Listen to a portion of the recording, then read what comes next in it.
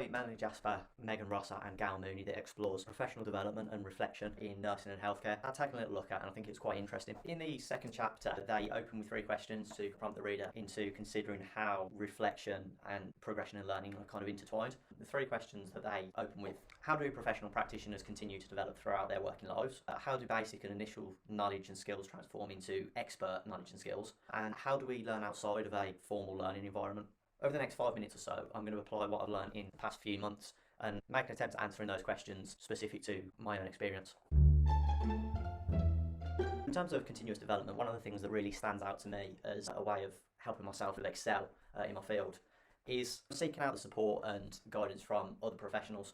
That may be kind of engaging in a community of practice, but also finding somebody that can act as a mentor for me. In the Psychology of Coaching, Mentoring and Learning by Ho Law, they complete a modern literature review in psychology and find that there's a direct relationship between positive psychology and coaching and mentoring. According to this book, positive psychology stands on 3 pillars: positive emotion, which is essentially leading a pleasant life; positive character, which is leading an engaged life; and positive institutions, which is leading a meaningful life. The mentoring, the shared experience and the sociality and the fulfillment that brings is really supported by those pillars. In another article, Carter and YOUSSEF-MORGAN explore the relationship between professional performance and psychological well-being in a formal mentoring program.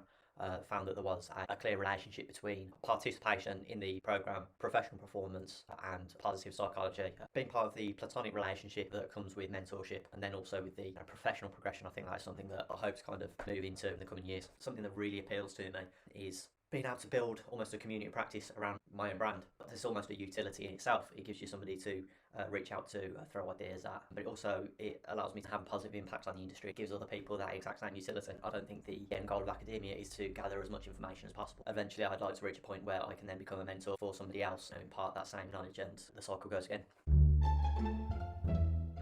In 2007, Erickson, Prietula and Coakley, one of the things that they said that really resonated with me was that not all practice makes perfect. You need deliberate practice to develop expertise on things that you can't do very well. It's a matter of pushing your own boundaries every time you practice something, and you'd hope that each application of a skill set would be slightly better than the last. It's better to do 10 years of experience than 1 year of experience 10 times over. I think it's also really important to record and reflect on everything that you do. The CIJ exercise has been really valuable for me. It's really helped me to be more introspective in my ongoing practice and my development. But also I think actually recording the artifacts that you create as well.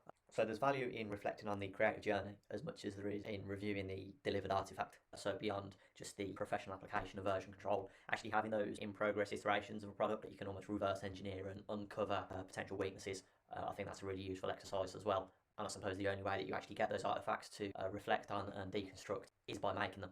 But it's also important to kind of engage in creative practice as a means of research. So in a book by BATTY and Susan Kerrigan, the idea that creative practice can be a mode of inquiry is presented. They identify 2 different ways that creative practice and research are intertwined: research-led practice and practice-led research. A part of transforming those basic skills into expert skills is carrying out both forms. I'd like to continue to seek out opportunities to apply those learnings in the same way that I've done in the rapid ideation challenges of this module. I've used them as a means of trialling different strategies and identifying what is most effective for me, completely acknowledging that other practices and other methods of creation and ideation may be more appropriate or might feel more useful for other people. It's personal experience and every practitioner will have their own preferences, and I'd like to continue to find my own.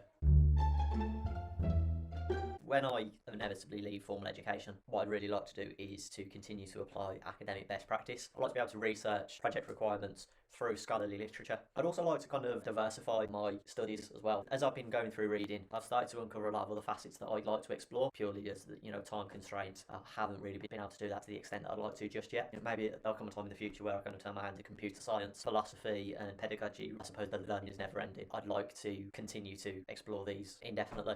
According to the Cambridge Dictionary, lifelong learning refers to the process of gaining knowledge and skills throughout your life, often to help you do your job properly. I'd like to engage in lifelong learning purely for the love of learning in itself. It really is more about exploring the breadth and depth of academia. Peter Scales, Joe Pickering, Lynn Senior, Kath Healy, Patty Garner and Helen Bolton collaborated on a book on continuing professional development in the lifelong learning sector. They explore 2 different approaches to CPD: the journey approach and the exploration approach. The journey approach being the individual engaging in CPD as clear idea of where they want to go. Development is all directed towards reaching that end goal. And exploration is more a matter of finding things out organically with the final destination not necessarily being known. That's definitely how I consider my academic journey. I'd like to become more equipped for lifelong learning.